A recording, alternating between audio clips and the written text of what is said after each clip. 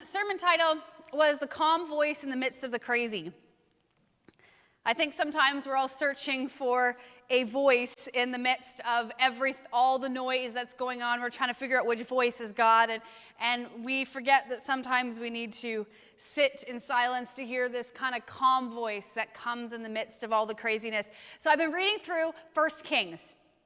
I do Bible in 1 year usually. For every year, I kind of try and go through the whole Bible and read it in big chunks. And the reason, I probably have told you this before, the reason I try and do it in big chunks is because I get really caught up on one or two verses, and I'll spend like days on one or two verses. And that's really good, but the thing you miss when you do the one or two verses is you actually miss the story. So you miss like the big picture, you know, the story that God is weaving through the whole Bible. You miss when you just dig into little chunks. So I try and do both, and I try to make sure that I read these big long passages because you start to see these patterns. And so this morning, before 1 Kings 19, you can open your Bibles to 1 Kings 19. That is where we're going to be going. But we pick up our character who was Elijah a couple chapters before. Elijah's a really interesting guy. He is not Elisha, Elijah. There's two of them. Don't get them confused. This is the first one. He came on the scene as a prophet of Israel. And so he is a prophet during this time of King Ahab. King Ahab, it says a couple chapters before, was actually seen as doing evil in the sight of the Lord. So King Ahab was not a great king. He married Jezebel. He married this queen who brought in her own gods and brought in her own religion into the nation. And so a good chunk of the people were worshiping Baal and some of these other religious practices. And Elijah was one of the few prophets that was left because Queen Jezebel was actually going and killing all of the prophets of God. She didn't want any of them there. She wanted Baal and their prophets to be taking over. And so we see Elijah comes on the scene, and he is a prophet. So Elijah goes to Ahab because God tells him to, and says, God says that because of your guys' sin, because of your rejecting of who God was, that the rain is going to leave this nation. And so everything is going to dry up until God speaks again. First of all, it takes a lot of guts to go to a king that you know is trying to kill all the people that are like you and tell him this. So this is Elijah, and he goes and he says, okay, so here's what God says, and then he takes off and he disappears. It's kind of like James's mic drop. It's like, here's what God says, drop the mic, and I'm out. Don't drop the mic. They're expensive. So what do we see? So Elijah goes, and so he goes, and now he's by this brook, and most of you probably have heard someone preach on that story of Elijah goes. I think I actually did a year ago. Maybe it was in the same part of Scripture a year ago. So Elijah goes by this brook, and every day it's the one brook that doesn't dry up in all the nation, and so he's drinking, and God lets the ravens bring him food every day. So Elijah is being provided by God every day. I'm just setting up the story of what's happened in Elijah's life. So he's by the brook, he's being fed, he's being given water for years.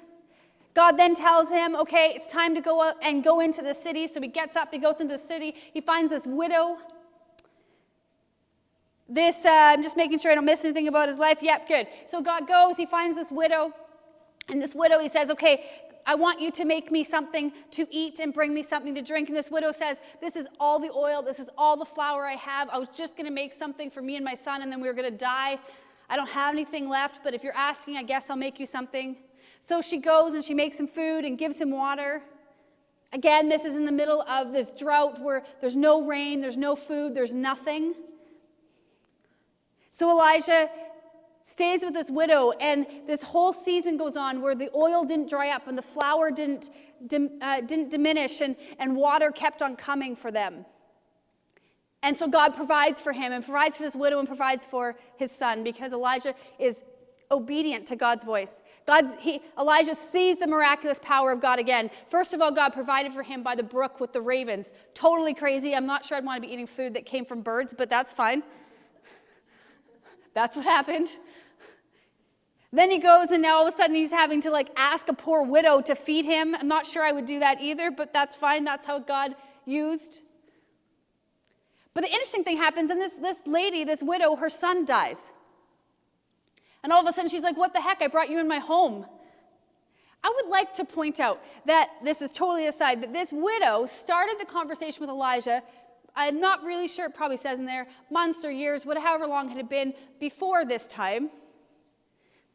Started off by telling Elijah that this is all I have, and then my son and I are going to die. Now all of a sudden they've been given life because this guy comes in and God continues to give them food, and her son dies, and somehow it is Elijah's fault.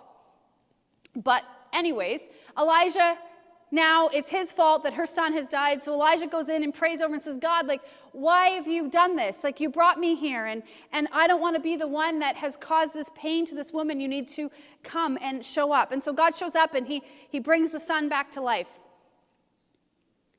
So Elijah has seen God provide for him at the brook with birds. He has now seen God provide for him in this widow's home. Now he has seen God bring someone back to life.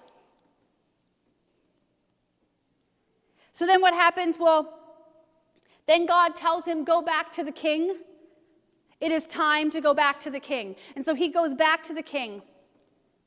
And at this time, he actually goes back and says, okay, so I'm going to prove to you that the God, the one true God, Jehovah, that he is the only God. And how we're going to do this is I want you to bring all of your prophets of Baal. I want you to come and meet me on Mount Carmel. Bring them all. And so hundreds of, however many, it says it in there as well, you can read it, of prophets of Baal come. They come with all of their things, and so they build these altars. So you've got one altar to Baal, and you've got one altar to God. And they say, okay, whichever God comes down and lights these altars on fire is the God that the nation should serve, is the one true God. And so he goes, okay, go for it. So all these prophets of Baal are dancing around and doing all their things to try and get Baal to come down and light the altar on fire, and nothing's happening. You can go back and you can read the story, and Elijah starts to make fun of them, which, again, I'm not sure I would do, but he does. You know, it's lonely little Elijah and hundreds of them in a kingdom that they've killed off all the prophets of Jehovah, that I'm not sure my first option would be is to make fun of these people, but he does. Prophets not. Sorry, I'm reading James's comments, and he said prophets, not prophets. Pardon? Prophets. Yeah. No, it's prophets, not prophets. Yes. No, I'm just okay. Ignore me. Ignore you. Sorry, there's the comments in front of it. So you're trying to interrupt me that way. Is that what it is? He doesn't have a microphone right now, so he's going to interrupt me. No, it's funny. It's just, it made me think about, a side note, those of you who know us closely know that I mispronounce almost half of the English language, and James is always correcting me. And so when I see him writing one thing and not another, I was like, am I saying it wrong? I don't think I'm saying it wrong. I think that one I've actually got down. Anyways, back to our story. So Elijah now is on Mount Carmel. I might not be pronouncing that right, but that's how we're going. So the prophets of Baal are praying to their God. Nothing's happening. This goes on for a while, nothing happens. So now Elijah comes up, and Elijah's got confidence in this moment. He's like, okay, I've seen God show up. God has provided for me. God has spoke to me, and this is what he told me to do. And there's this confidence in him. He says, you just pour water on my altar. I don't even care. Do whatever. And so they pour water on the altar. And Elijah prays, and God shows up, and he actually consumes the whole altar. And it actually says he dries up all of the water that has been poured on it. Then Elijah goes and slaughters all the prophets of Baal. Not sure if God told him to do that, but that's what he did, and that's what happened. He's got this confidence in him. I just want you to picture, he has seen God show up and show up and show up, and now he's seen God's power show up. He's seen God's glory show up in front of them. You would think he'd be on a high at this note. You'd think he'd be like, okay, I got this. I can do anything that God has asked me to do. I will do it. I know my God. But that's where we pick up our story this morning. In chapter 19. Oh, actually, no. There's one other thing. Okay, so, sorry, I almost forgot. So that happens. Then all of a sudden, King Ahab, for some reason, I don't really remember why, you can read it in there, he goes on his chariots and they're rushing towards the water, the ocean, and they're going through this. And Elijah somehow, it says, with the power of God on him, ran past them all. So all of a sudden now he's experienced God in his actual person, not just seeing God do something else within himself, and he runs faster than all of the chariots. So Elijah has seen God provide for him. He has seen God's power show up, and now he'd experienced God personally. So this is all that's happened in his life. Yes, he is faster than James McFaddin. No, it's faster than a race car. It says, oh, is that what it says? Oh, it says, is it faster than James McFaddin? Someone asked me that question. I'm just letting you know that yes, he's much faster than James McFaddin. So here's where we pick up our story this morning. So all of this happens. He shows up, and he goes before. The king now comes before Jezebel, his wife, and we pick up our story in chapter 19. Are you ready? Now, Ahab told Jezebel everything Elijah had done and how he had killed the prophets with the sword. So Jezebel sent a messenger to Elijah to say, "May the gods deal with me, be it ever so severely, if by this time tomorrow I do not make your life like that of one of them." Elijah was afraid and ran for his life. Elijah was afraid and ran for his life. When he came to Beersheba in Judah, he left his servant there, while he himself came to the broom tree. And went a day's journey into the desert. He came to a broom tree, sat down under it, and prayed that he might die. He says, "I have had enough, Lord," he said. "Take my life. I am no better than my ancestors." Then he laid down under the tree and fell asleep. Let's remember what he had seen. He had seen God provide over and over. He had seen God's power show up. He'd experienced God in a real way. And all of a sudden, this woman says, "You better watch out because I'm going to kill you." And he's afraid and runs away. Why do I find this so fascinating? I find this so fascinating because we would look at this story and we would be like, "You are crazy. What is wrong with you? You know God could protect you. You know God could provide for you. Why are you running? Why are you afraid?" And then you step back and you realize how often we do the same thing over and over and over. We see God provide. We see his miraculous power. We experience God. And the next person comes, the next obstacle comes, and we go into our shell and say, "I cannot do this anymore." We get discouraged.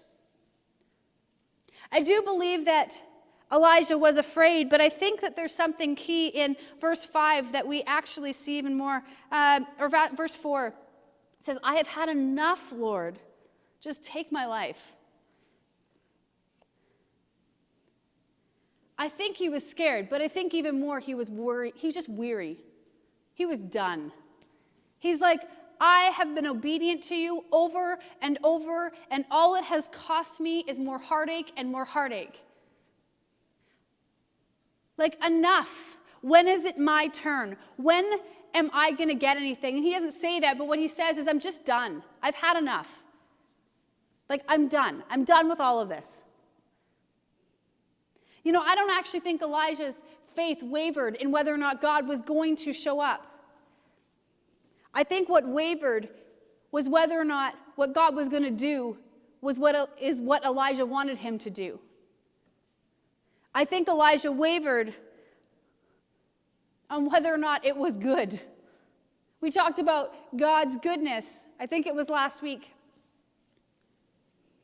and what that actually means. And I think Elijah had this moment of thinking, "I am weary."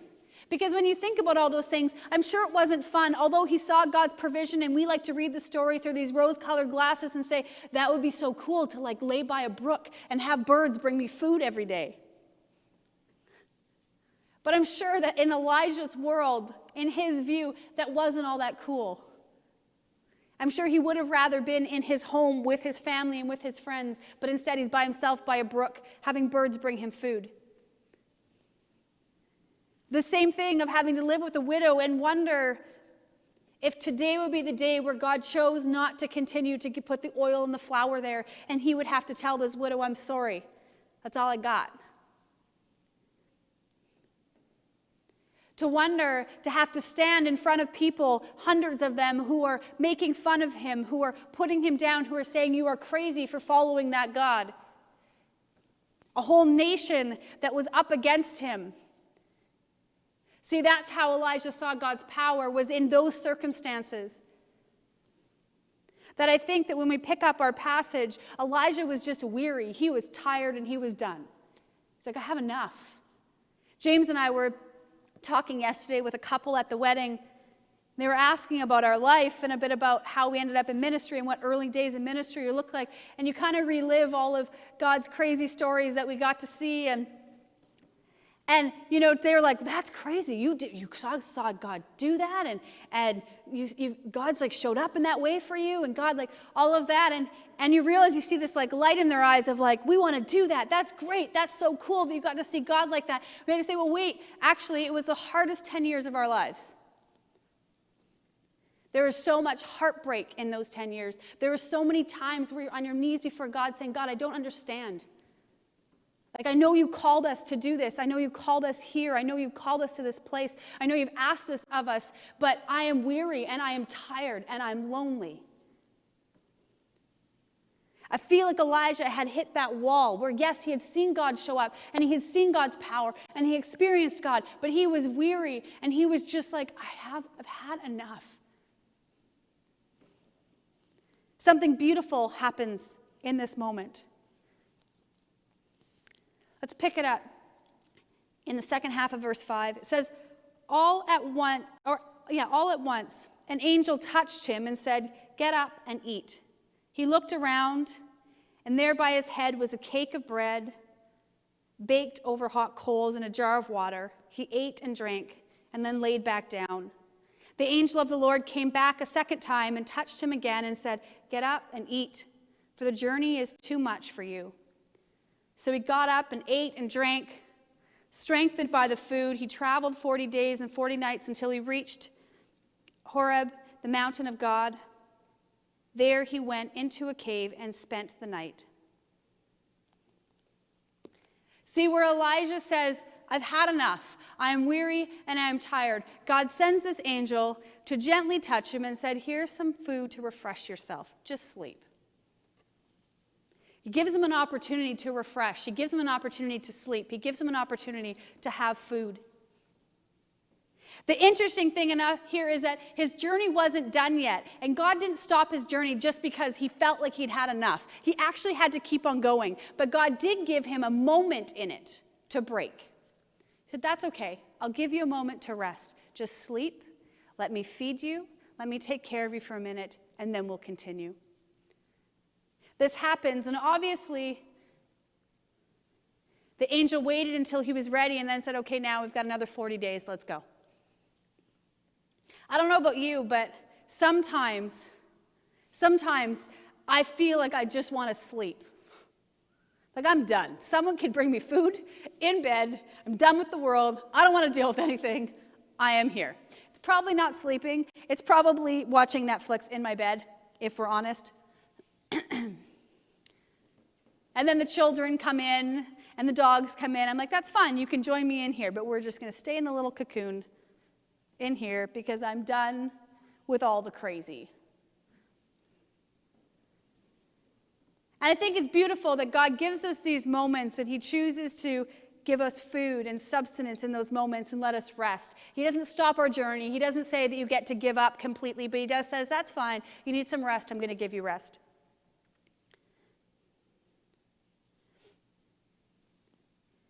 But Elijah's journey wasn't done. So then we see that he goes to this mountain. And then we pick up the rest of our story. In the second half of verse 9, and the word of the Lord came to him, "What are you doing here, Elijah?" He replied, "I have been very zealous for the Lord God Almighty. The Israelites have rejected your covenant, broke down your altars, and put your prophets to death with the sword. I am the only one left, and now they are trying to kill me too." We see a little bit of Elijah having a pity party, saying, "What do you mean, what am I doing here? What kind of question is that, God? Like, you know what's happened. You know what I've been through. And they're trying to kill me. And then you told me to come here from an angel. What are you asking me? Why am I here?" At least that would be my tone. Maybe Elijah's more spiritual than I am. The Lord said, "Go out and stand on the mountain in the presence of the Lord, for the Lord is about to pass by." So Elijah goes out, and he's standing there. God says, "Go out and stand there, because I'm going to come by." It says, then a great and powerful wind tore the mountains apart and shattered the rocks before the Lord, but the Lord was not in the wind. And after the wind there was an earthquake, but the Lord was not in the earthquake. After the earthquake came a fire, but the Lord was not in the fire. After the fire came a gentle whisper. When Elijah heard it, he pulled his cloak over his face and went out and stood at the mouth of the cave. Then a voice came to him. A voice said to him, "What are you doing here, Elijah?"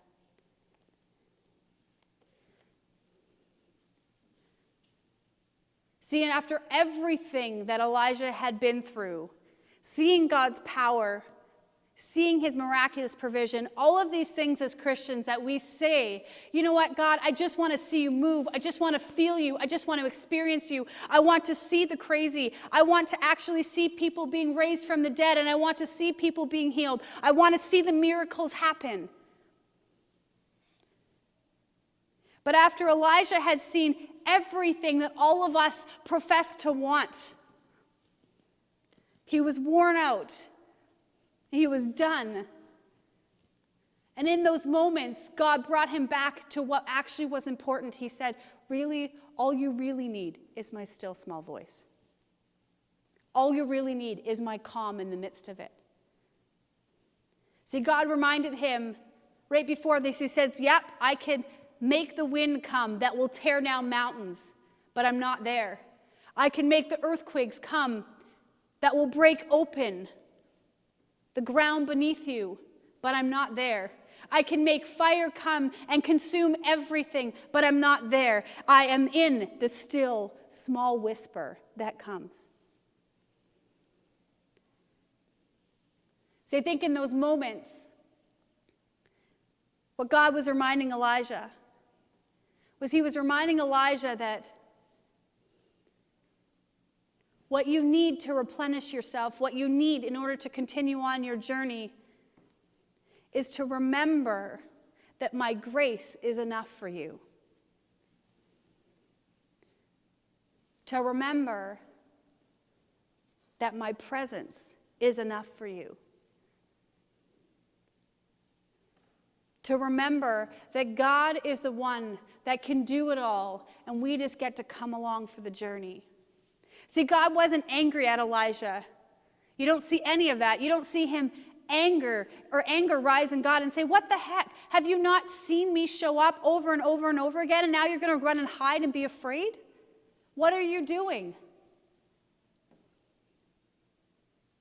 Like, do you expect me to come and provide for you again as you're running away from me? Do you expect to see my presence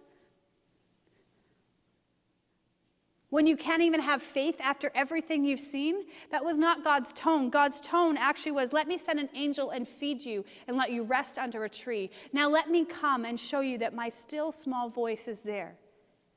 The calm in the midst of everything else." I think sometimes we get disillusioned by seeing all the things that God has done and then still realize that life still sucks sometimes. I think sometimes our faith gets shaken because we see all of the good that God can do, all of his power, all of his might. And we have seen that. We've seen that come out of New Life Church. We have seen people being healed. We have seen God miraculously show up and provide for families in the church and us as a church as a whole. We've seen God do these miraculous things that we see in Scripture. But I think what happens is there's all the excitement that's attached to it in the moment. You're like, God, look how great you are. And then all of a sudden, you have to deal with the day-to-day, and you have to deal with the discouragements, and you have to deal with the opposition that sometimes comes, and you have to deal with the heartache that comes. And you're going, this isn't what I thought. There's some disillusionment here. This isn't as good as I thought it would be, and I'm just done, and I've had enough. And God comes in and says, you've missed the point. My power can do all of those things, but my presence isn't necessarily in them. See, God's power can have the earthquake and the winds and the fire, but his presence was in the whisper. When we chase after God's power, but we forget about his presence, we will get to the point of where Elijah was, where I am weary and I am tired and I've had enough. Because what strengthens us for the rest of our journey is his presence, not his power.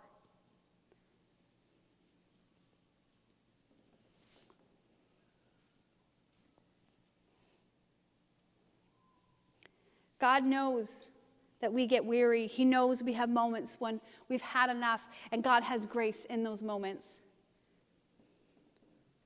God is not angry with you when you have bad days. He's not angry with you when you get afraid. We've talked about it before. Comes from the course of Search for Significance. It's fear and faith will always be present in your life. It just depends on which one wins. Sometimes we beat ourselves up because we believe that fear is not allowed to be a part of our lives. The reality is fear will always be there in some capacity. But it's a battle of, will we let the faith win? Will we let God's still small voice in to come bring his presence so that we can overcome the fear?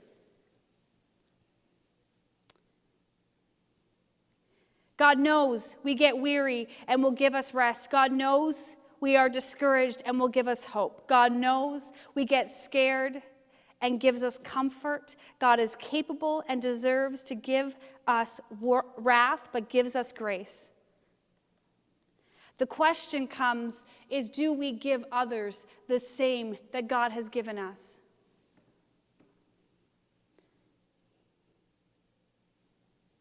I don't know where you're at today. I'm going to close here. I don't know if you are wrestling with the part of, I am done and I am enough and I just need some rest. I want to tell you this morning that God's okay with that. That God will be present in your rest. I don't know if you're in the place where you have seen all God's power, but you're like, I'm just not sure I get where his presence is. This morning, I encourage you to give yourself some space in some quiet time that says, okay, God, I just want to rest in your presence. I want to hear your whisper speak to me. And all the noise and all the clutter, there's so much information out there right now, not all of it accurate, but everyone thinks they're right. And I wonder if the church spent just as much time sitting, listening for God's voice of what he's speaking in this time as we do listening to all that other information. I wonder if our decision making, I wonder if our perspective, I wonder if the future of the church, if the future of God's people would look differently if we could do that. Because I believe what God is speaking is different than what we're seeing out there. Give God time this week. The last piece is that sometimes we forget what God has given us when we've been afraid, when we've been wearied, when we've been disillusioned, when we've been fearful. The amount of grace that God comes in. And my encouragement is that maybe you need to start looking at others in that same way? Do we have that same kind of grace in this season where everyone sees things different and emotions are heightened? Are we looking at each other with that same grace that God has given us, with the same comfort that God has given us?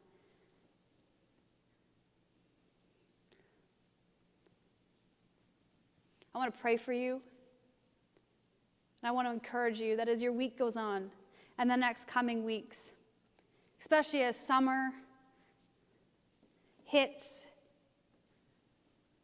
we often think of September as being the new season, right? The new calendar. I know January is our calendar in years, but September often comes into this new calendar.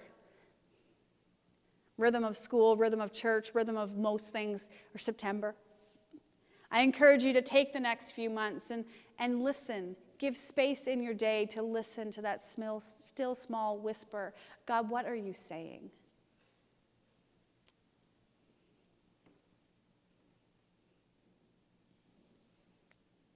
Let me pray for you. God, I thank you for your church. I thank you for your people who know you. I thank you for those who are wrestling and don't know you yet. God, I pray that they would find you in the whisper of your still small voice, in the calm, in the midst of all of the crazy. God, I pray that we would find you there today. God, that we would know that your power follows your presence. God, that we would seek after your presence and not your power. Because if we seek after your power, there's a good chance we'll end up weary and disillusioned. And God, I pray that we would find your presence to renew us today. God, that you would help us to have that same grace and compassion that you've had on us, on others. And God, I pray that as we go through the next few months, that we would hear clearly from you of what are you speaking. What is your desire for your people? What is your desire going forward? What are you teaching us in these moments? And then, God, give us the faith to step forward in them. Thank you for your power, but also for your presence. In your name, amen.